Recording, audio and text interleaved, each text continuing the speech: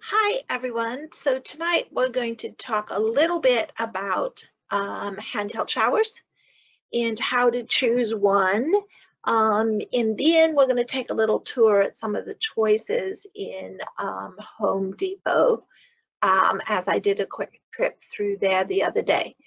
So let's look at some of the factors we need to consider when choosing a handheld shower. Firstly, let's look at the benefits. When we talk about a handheld shower, it's really helpful. It adjusts for us for sitting or standing, which is really key, particularly as we age, right? Because we're going to want to um, add that option in as a possibility. The other thing is it allows for ease to reach areas that might be difficult otherwise to reach, even when we're doing things like washing our hair, um, some of those things. It assists if caregivers are helping a person.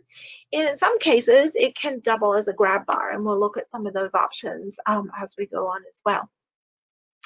The key features to think about are the hose length and flexibility. And some of the ranges are at least from 6 feet up and even more. And so we may need to look at that and the length that you need. Generally, most of the ones that you see in the store are 5 to 6 feet, but you can get other options. They can either be ordered in or you can find them online. You want to make sure they're fairly easy for you to install and connect, or you've got someone that'll be able to do that for you. You need to also look at what spray setting options are available. Some of them have way too many. And some of them don't have good options that you might use. The other thing is they'd be really helpful in these situations for people who have pain or have difficulty with their skin or something like that. That would be helpful. You need to also see how the adjustment is made. Some of them are very difficult to control and move. You need to look at, is it a lever? Is it a different button? What are the choices there?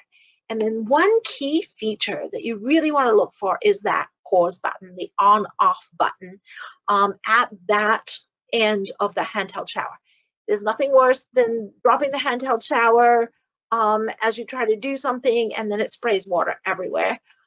So being able to set it, then get in, then use it is going to be key. And then, being able to turn it off if you need. Other factors that are going to be important to consider are things like if they have arthritic hands, if they have one hand, how are they going to be able to manage the buttons and the dial, right? The angle and height of the spray, each of the heads are angled differently. So that's going to give you a different kind of perspective in how that's done. Holders for the shower head. And one of the things to think about is if you're sitting, most of them are made to be up really high for people who are standing and being able to use that. Can you add another one onto a grab bar? Because there are options for that. Can you add one that either suctions onto the shower wall? Because there are options for that. So thinking about that kind of piece. There's now a new one out that's a slider bar, and we'll look at some of those where you can slide it up or down depending on who's there and what you need to do. And so thinking about what are the individual needs for the people who are going to be using this shower and what are the potential needs down the future as well, because you don't want to change it now and then have to come back and change it again fairly soon. The weight of the shower head. Oh my goodness, when I looked at some when we went in the store, they were big and they were heavy. And so is that going to impact someone? Someone who's aging, who is weaker, who gets fatigued easily? Those are all going to impact, again, how we're going to choose that. So come with me as we go through a tour now and look at what we found when we had a quick look in Home Depot.